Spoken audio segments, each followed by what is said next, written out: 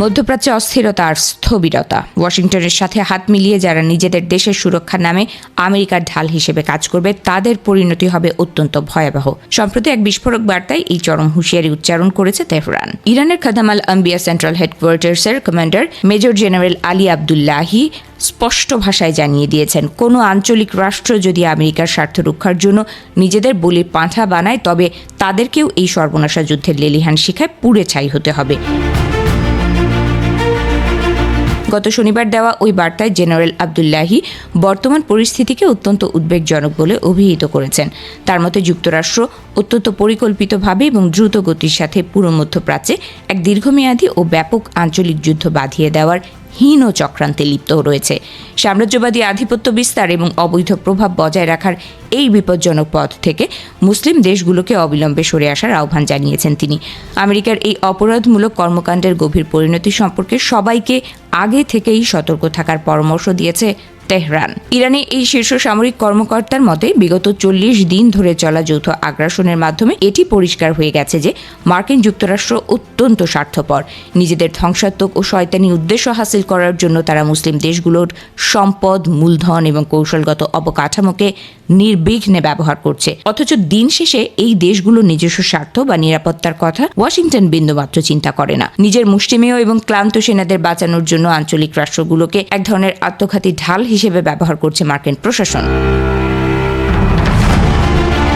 অন্যদিকে এই সংঘাতে তেহরান একা নয়, বরং তাদের প্রতিরোধের পরিধি এবং আঞ্চলিক শক্তির ভারসাম্য যে এখন সম্পূর্ণ ভিন্ন একটি মাত্রায় পৌঁছেছে তা বহুবার প্রমাণিত হয়েছে।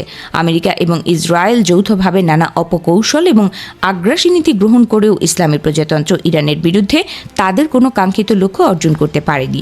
উল্টো ওয়াশিংটনের এই বেপরোয়া নীতি পুরো অঞ্চলকে এক চরম অস্থিতিশীলতার দিকে ঠেলে দিচ্ছে, যার দায় একাই মার্কিন প্রশাসনকে নিতে হবে। পরিস্থিতি কেবল স্থলেই সীমাবদ্ধ নেই, বরং জলপথেও এর চরম আঁচ লেগেছে। ইরানের সুপ্রিম ন্যাশনাল সিকিউরিটি কাউন্সিলের সচিব মোহাম্মদ বাকের জলকায়েদার এক পৃথক বিবৃতিতে জানিয়েছেন যে মার্কিন যুক্তরাষ্ট্রের চলমান উস্কানি ও যুদ্ধংদেহী মনোভাবের কারণে হরমুজ প্রণালীর ওপর তেহরানের নিয়ন্ত্রণ আরও কঠোর হবে। আমেরিকার এই নৌ অবরোধ এবং অপ্রয়োজনীয় উত্তেজনার মাত্রা যত বৃদ্ধি পাবে, হরমুজ প্রণালীর পাশাপাশি অন্যান্য গুরুত্বপূর্ণ জলপথ ও কৌশলগত চেক পয়েন্টগুলোর ওপর নিয়ন্ত্রণ ততই সাঁড়াশি আকৃতির হবে। ইতোমধ্যেই ইরান এবং ইয়েমেনের আনসারুল্লাহ প্রতিরোধ আন্দোলন যৌথভাবে কৌশলগত হরমুজ প্রণালী ও বাব আল মেন্দেব প্রণালীর ওপর নিজেদের পূর্ণ নিয়ন্ত্রণ প্রতিষ্ঠা করেছে। ইরানের তরফ থেকে সাফ জানিয়ে দেওয়া হয়েছে যে মার্কিন প্রশাসনের এই অন্ধ আগ্রাসনের অর্থনৈতিক ও বাণিজ্যিক মূল্য শুধু মধ্যপ্রাচ্য নয়, বরং খোদ বিশ্ববাজার, জ্বালানি সরবরাহ ব্যবস্থা এবং সাধারণ মার্কিন ভোটারদেরকেই পরিশোধ করতে হবে।